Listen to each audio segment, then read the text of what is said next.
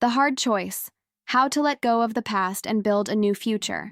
A mother's journey in search of peace and protection for her son. When Daniel was born, everything in my life changed in ways I never could have imagined. I knew motherhood would be a challenge, but the reality proved far more difficult than any expectations I had. The whirlwind of emotions that come with the birth of a child, the joy of seeing him for the first time, was mixed with a deep sense of insecurity. I didn't know what I was doing. What should have been an incredible and magical experience turned into an emotional roller coaster. Everything seemed to have changed. It wasn't just the lack of sleep, but the pressure of being a good mother, and also the impact that external expectations were beginning to have on me. The first thing that profoundly affected me was the constant presence of my sister-in-law, Thaisa. At first, she seemed like a blessing. She offered help, kept me company, and made seemingly well-intentioned suggestions. But soon I realized things were starting to spiral out of control. What once seemed like loving support turned into a feeling of invasion. Thaisa began to offer advice on everything, from Daniel's diet to how he should be cared for. And worst of all, my insecurity as a mother only grew. My self-confidence was disappearing, and in its place were doubts and fears that I wasn't doing things right. In those first few weeks, I found myself torn between doubt and guilt. I wanted to do everything right for Daniel, but at the same time, Thaisa's suggestions made me question my own choices. As a first-time mother, the last thing I wanted was to do something wrong. At first, I tried to convince myself that she was just trying to help me. But soon, the help turned into pressure. At many moments, I felt incapable of making decisions on my own, as if I were constantly being watched and judged. I wanted to care for Daniel my way, but Thaisa's opinions were insistent. Each piece of advice felt like a small flaw in my choices. I was losing myself, and I no longer knew how to react. When I talked about it with Felipe, he didn't seem to grasp the gravity of the situation. He saw Thaisa's help differently, more as a positive thing. To him, she was just trying to do what was best for our family, and I should accept it. But I felt like I was being treated like an incompetent mother, someone who didn't know what she was doing. I wanted to trust myself, to make decisions for my son without anyone telling me what to do. It was hard to put into words what I was feeling, but a part of me knew things weren't right. I was feeling disconnected from myself and my own decisions. The turning point came one afternoon when, once again, Thaisa began making suggestions about how I was feeding Daniel.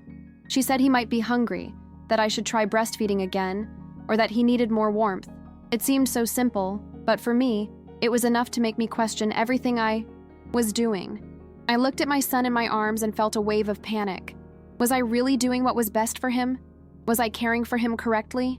Anxiety overcame me, and I felt I couldn't live like this anymore. I needed to make a decision, even though I knew it would be difficult and painful. I clearly remember the day I made the decision. I was alone in the room with Daniel, he sleeping in my arms, and I felt so vulnerable. The fear of doing everything wrong was consuming me, but at the same time, I knew I needed to do something, that I couldn't continue in that cycle of insecurity and fear. That's when the pain of feeling so disconnected from myself overcame everything I'd tried to ignore up until that moment. It wasn't just Thaisa that was affecting me, but my own lack of confidence. I was letting myself be dominated by insecurity and other people's advice, forgetting what really mattered: my connection with Daniel, my ability to be a mother. I talked to Felipe again, trying to explain what was happening inside me, but he still didn't understand the depth of the situation. I told him I felt lost, as if I were constantly being controlled by someone from outside, but he didn't seem to see what I saw. He still thought Thaisa was just helping and that I should be more grateful. At that moment, I realized he wouldn't understand the way I needed. Maybe it was something he couldn't grasp without experiencing the same thing. So I had to make the decision myself. I could no longer expect him to see things my way. I knew I needed to take a firm step to regain my place. The decision to leave Thaisa was the hardest I've ever made. I knew that doing so could create a distance with my family, which could be seen as selfish or ungrateful. But the stakes were much higher. I was no longer experiencing motherhood the way I'd imagined. I was, in fact, being consumed by the presence of another person, by the constant pressure to please, to be the perfect mother others expected of me. I found myself increasingly distant from who I truly was, and even further from who I wanted to be as a mother. I couldn't continue this disconnect. The process of separating from Thaisa was painful. It wasn't a decision I made lightly, nor was it a simple conversation. But I knew that, for my own good and my son's, I needed to regain my autonomy.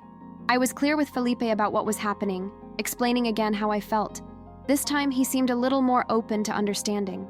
I don't know if he completely understood, but at least he listened and respected my decision. The hardest part was realizing that, by cutting this ties, I was putting my family in an uncomfortable situation, but I was also putting myself first, something I had never done before. The guilt was constant, but the feeling of relief was greater. From that day on, things began to change. Of course, it wasn't a simple or quick process. There were many emotions involved, not only for me, but also for Felipe. He also felt that something was breaking down in our relationship with our family, but at the same time, he saw that I was stronger, more confident. Even though it hadn't been easy for him, he began to understand what was happening. And little by little, our relationship with Daniel became more solid, free from external pressures. It wasn't that I had everything under control, but I finally felt I was on the right path. I was reconnecting with myself, with the mother I wanted to be. The days following, my decision to distance myself from Thaisa were a mixture of relief and guilt. Relief because finally I had some peace. I was rediscovering my place as a mother, returning to making the decisions I felt were right, without worrying about outside eyes. But there was also guilt, a constant feeling that somehow I was doing something wrong. The feeling of betraying my family, of creating a chasm between me and the people I loved most, was hard to ignore. Every time I thought about what Thaisa might be feeling, a wave of regret surged through me. But I knew that, as painful as it was, I needed to set my boundaries. What was at stake was my well-being, Daniel's well-being, and that had to come first. Over time, I realized that it wasn't just Thaisa's presence that was affecting me, but also Felipe's lack of support. He couldn't see how much I was being affected. He saw things practically, thinking everything would work itself out in time. But for me, time was becoming an enemy. Each day, I remained in the situation I was in, the further I drifted away from myself. I wasn't the mother I imagined myself to be. I was no longer caring for Daniel with all my heart. I was being guided by insecurities and other people's opinions. When I finally began to distance myself from everyone's expectations, I realized the problem wasn't Thaisa or Felipe, but how I had let their opinions, and those of others, take over my life. I was allowing myself to be shaped by something that didn't reflect who I truly was. In my mind, the next step was to find a way to establish my own identity as a mother, one that wasn't dictated by anyone else's expectations. I knew this wouldn't be easy, but I also knew the first step was to cut through what was holding me back from being myself. This meant setting new boundaries. It meant learning to say no when necessary, and, most importantly, learning to say yes to myself. And that's when the transformation began.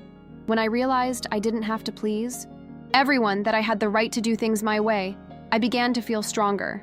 Little by little, I began to trust my decisions. Insecurity became increasingly distant. This process of rebuilding my identity wasn't linear. There were days when I felt I was doing well, but soon after, new challenges arose. What I realized, however, was that by removing myself from the pressure, I was better able to handle motherhood. I was more present for Daniel, more connected to him, without worrying so much about others. Little by little, he began to respond differently. When I observed him, I saw more than just a baby. I saw a deep connection between us, which strengthened because I was finally being honest with myself. I knew that by taking this space for myself, I was creating a healthier environment for him too. Because the truth is, a baby senses when its mother is anxious or disconnected. And from the moment I reconnected with myself, I felt everything around me begin to flow more smoothly. At first, Felipe still had some doubts, but what I could tell was that he was beginning to see the change in me. He saw a more confident, happier Amanda. Little by little, he began to understand that what I needed was no longer Thaisa's constant presence, but his support, without external pressure. Felipe began to support me more actively, and that made all the difference. I realized that I didn't have to be alone to be strong. What I needed was a space to grow, to be a mother in my own way, and, with his support, that became much easier to achieve. Daniel was thriving in a more serene environment, and I finally felt like I was doing the best for him, without fear or insecurity. When I look back at that moment when I decided to step away, I see how crucial the change was for my personal growth and the development of our family. The decision to cut ties with Thaisa wasn't just about physical distance, but also emotional.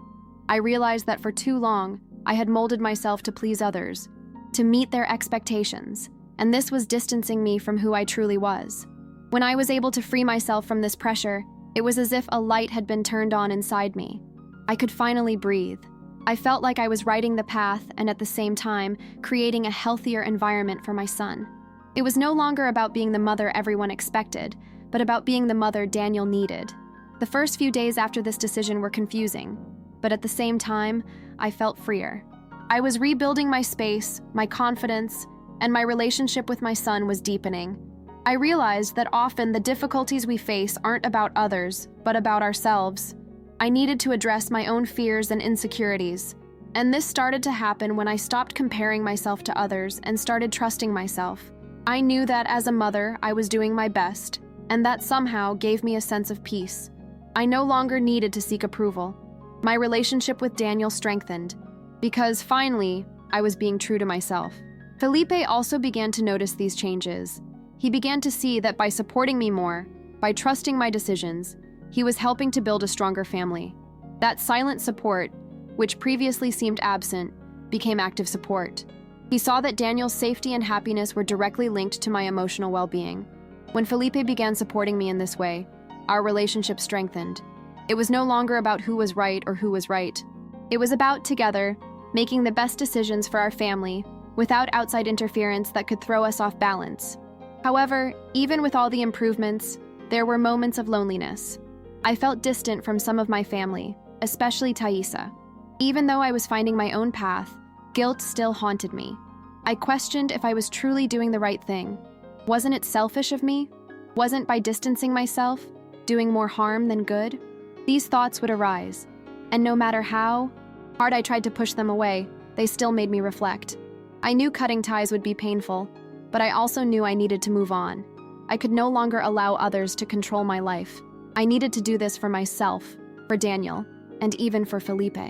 As time passed, this feeling of loneliness began to lessen. As I reconnected with myself and my role as a mother, I began to understand that sometimes the biggest obstacle to overcome is our own mind. External pressure, other people's gazes, and opinions were always present, but I had given them power. And when I finally stopped giving that power away, the weight began to lift. I no longer needed to be a perfect mother, because perfection doesn't exist. What Daniel needed was a mother who loved him and was willing to learn, grow, and make mistakes along the way. And I began to be that mother. From the moment I began to distance myself from external pressures, I realized that love and connection with Daniel were the only things that truly mattered. I didn't need approval to be a good mother. I was doing my best, even on the days when things didn't go as planned. There were days when I felt exhausted, when I felt like nothing was in my control, but I learned that this was part of the journey. I didn't need to be perfect. I didn't need to be an idealized mother. I just needed to be present and try my best, and that was enough. Daniel taught me this in ways I never could have imagined. He didn't need a flawless mother, but one who loved him deeply, who supported him as he grew, just as I was learning to grow. My relationship with Felipe also underwent transformations. Little by little, he began to realize that by respecting my space and my decisions more, he was contributing to a healthier environment for our family. I, who had always expected him to see things my way, began to understand that he too was in the process of learning. Together, we created a space of trust and partnership that had never existed before. It was incredible to realize that love, when based on mutual respect, can grow in ways we couldn't even imagine. Felipe and I were finally understanding each other on a deeper level, where, despite the difficulties, we knew that the most important thing was Daniel's well-being and the strengthening of our union. Looking back today, I see how much this experience shaped me. I'm a different person, more confident, stronger. Motherhood forced me to deal with my insecurities, my pain, and my vulnerability. And at the same time, it taught me the importance of setting boundaries. I discovered that by setting my own boundaries, I was protecting my mental and emotional health, and consequently, creating a better environment for my son. It wasn't easy, it wasn't quick, but it was necessary. And despite all the pain this process caused me, I'm grateful for it. I finally found my voice, my strength. The most important thing, however, was realizing that true strength doesn't come from doing everything alone, but from knowing when to ask for help and when to step away. I learned to trust myself and my decisions more. Motherhood isn't easy, but when you start to truly listen to yourself, you begin to realize that you have everything you need within you. I never imagined I would be capable of making the decision to distance myself from someone in my family. But today, looking back on what I've achieved, I realize it was the right choice. It was the choice that made me stronger, more connected to what truly matters. And more than ever, I see that the strongest bonds are those you build with love, respect, and truth. I don't know if my relationship with Thaisa will ever return to the way it was, or if things will ever resolve completely. What I do know is that today, I'm at peace. I'm at peace with myself, with my family, and most importantly, with the mother I'm becoming. I've learned that motherhood isn't a straight path, but a process full of ups and downs, and that if I stay true to myself, it won't matter what others say, because the most important thing is our peace, our love, and our truth. Daniel and I are building our story together, a story based on love and trust, and that's all I truly need.